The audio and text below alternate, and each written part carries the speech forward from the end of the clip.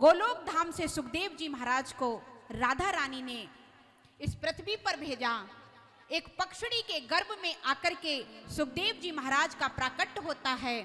कैलाश पर्वत पर पक्षी की गर्भ से सुखदेव जी महाराज का प्राकट्य हुआ और कैलाश पर्वत पर रहते हैं भोले बाबा।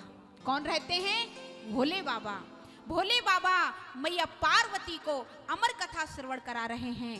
पक्षिणी के गर्भ में जो अंडे के प्रादुर्भूत से बच्चा उत्पन्न हुआ था, भोले बाबा ने कहा मैया से, देवी कथा जब सुनाता हूं तो आंख बंद करके सुनाता हूं, कैसे पता चलेगा कि आप कथा सुन रही हो या नहीं?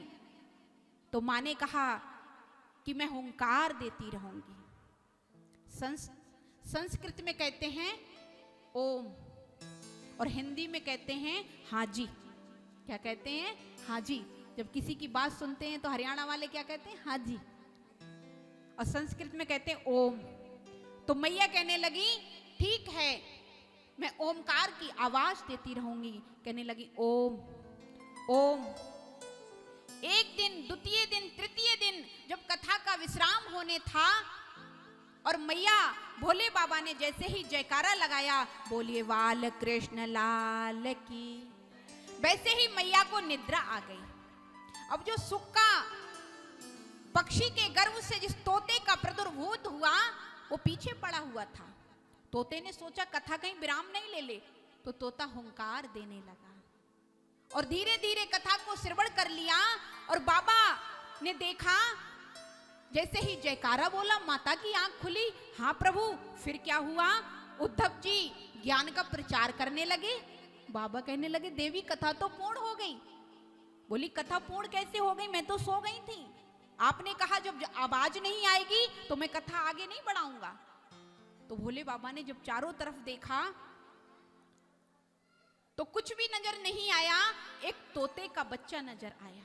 भोले बाबा ने त्रिशूल उठाकर उस बच्चे के लिए मारने को दौड़े।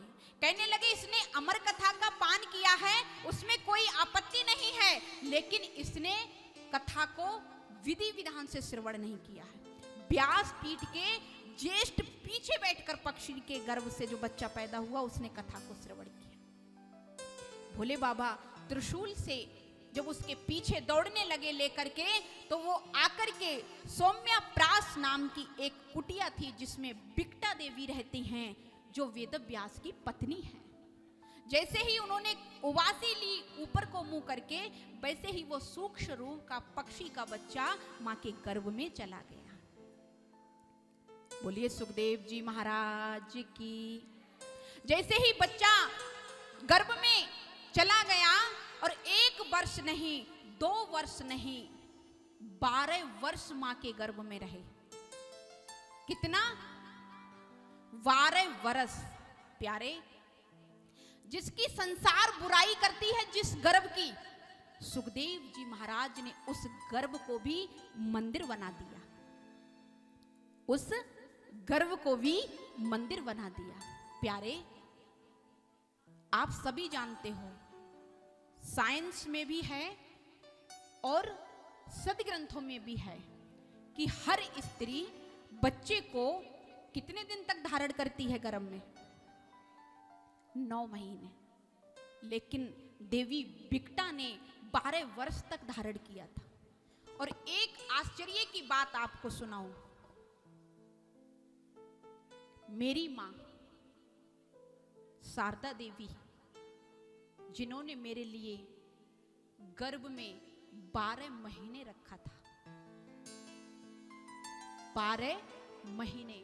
अब आप सोचोगे कि 12 महीने मतलब लोग इस पर मजाक समझते हैं। लोग इस पर मजाक समझते हैं कि हर स्त्री तो 9 महीने धारण करती है और 12 महीने कैसे? जानती हो मां, ये अपने हाथ की बात नहीं। अगर बच्चा गर्भ में है, ये ठाकुर जी का प्राकट्य है।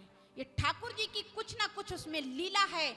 जब मैं मां के गर्भ में थी तो 12वें महीने में जब मेरा प्रवेश मां का हुआ था, तब मेरा जन्म हुआ। तो एक बार मेरी मां के लिए ताली।